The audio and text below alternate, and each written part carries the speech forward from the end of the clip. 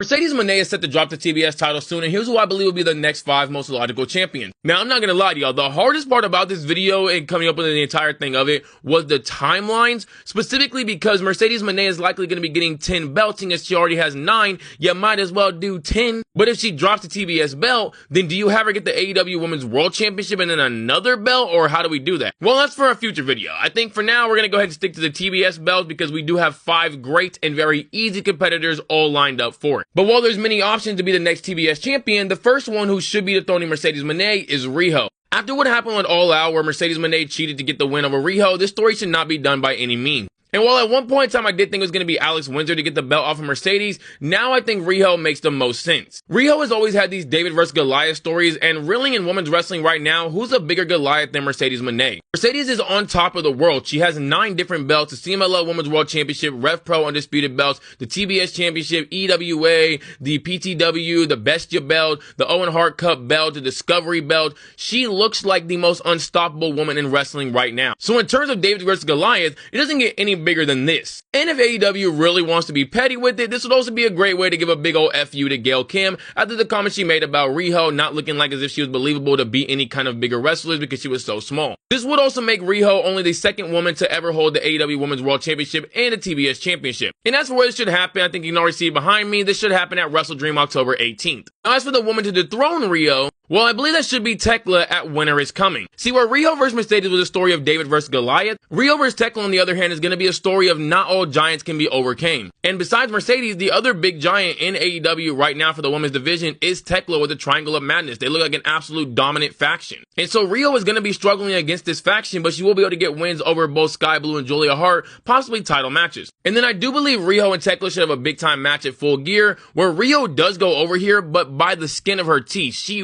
barely even wins. You could have her barely survive in a time limit draw match, or maybe she gets like a roll up to be able to get the win. And sure, while the Triangle of Madness should get involved, you could always make it to where there's a tag team tournament going on, so Sky Blue and Julia Hart can't really get involved in this match because they're already exhausted as is. And heck, if all the Triangle of Madness lose at Full Gear or lose on their way to Full Gear, this is going to cause them to ramp up the violentness even more. So that over the next 2 weeks heading into Winter is Coming, Tekla and Triangle of Madness are just taking it to Riho every single time, then leading up to this big time match. This is where Tekla finally goes over Riho and acquires the TBS title. And now with Tekla as your TBS champion, the woman that should take it from her is going to be Jamie Hayter. Except I'm not fully sure as to where. So I'm thinking Revolution or Dynasty. It really just depends on Chris Statlander and what her storyline is. Because if both Statlander and Tekla are heels, you're not going to have many faces to be able to go around to both divisions, so you're going to need one of them to drop the belt quickly. But if Statlander's a face, then you could have Tekla hold the belt just a little bit longer until Dynasty, but either way, it should be one of these 2 big pay-per-views. And since the storyline has already been built up between these 2 women, and I don't think that it's going to be ending anytime soon in 2025, you could carry this all the way out until 2026. Heck, you could even have Jamie Hayter pull a Toni Storm and have her go back to her old gimmick, or you could even have her just win a Casino Gauntlet match to be able to get the number 1 contenders match against Tekla at a date of her choosing, which would either be Dynasty or Revolution, depending on Chris Statlander. But if I had to go ahead and pencil in a date, I'm going to say Revolution, not Dynasty. But oh boy, we're about to have ourselves a revolution of our own, and we're going to be building up a dynasty, because the woman who should beat Jamie Hayter is Tekla at All In. Well, it might sound crazy to go right back to Tekla after just having Jamie Hayter dethrone her. This could actually set up a really cool storyline for Tekla, where maybe Tekla loses to Jamie Hayter and she takes time off, somebody steps into the Triangle of Madness, and then Tekla eventually comes back after the rest of the Triangle of Madness in this new edition just couldn't get it done against Jamie Hayter. Maybe the Triangle of Madness's whole entire goal now is to get that TBS belt off of her by any means necessary. Jamie Hayter gets back up, and this is where Tekla pops back up and challenges Jamie Hayter at All In for the TBS belt. A big feud can always help a belt out, and while the TBS belt has had great holders like Chris Statlander, Julia Hart, Jade Cargill, recently Mercedes Moné, it needs really just this super mega big time feud to make it feel like a more desired belt. This is what I was saying it should have happened with Solo Sikoa and Jacob Fatu in WWE, where they really should have been fighting over the US belt a lot more, because I felt like it would have made that belt a lot more prestigious. Well, by having Tekla and Jamie Hayter have this whole entire year-long feud that eventually starts adding in the TBS belt and then culminates at All In, that's going to do wonders for this belt. And because both of these women are very much so charismatic and a lot of people are invested into them.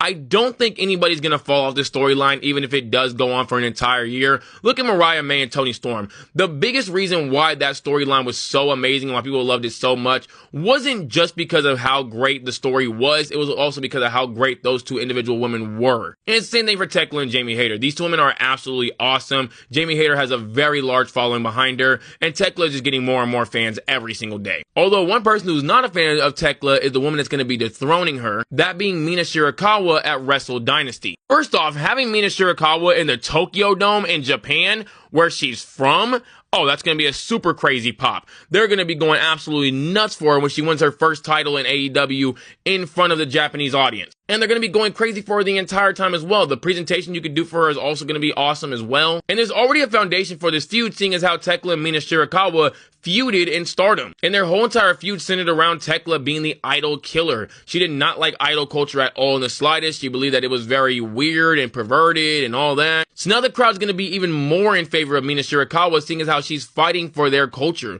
She's fighting for the things that they love. And this will also be a great way to put Mina Shirakawa into a big time storyline that I do believe this will be her second one that she'll be a part of, because I think she's also going to be a part of the Toni Storm one as well, where she'll likely get tag gold with her. So we're getting more gold on Mina too. But that's it for my list. Y'all go ahead and let me know down below, how do y'all personally feel about this? Who would be your 5 that you would have be the next 5 TBS champions? And if you haven't already, make sure you do like and follow for more.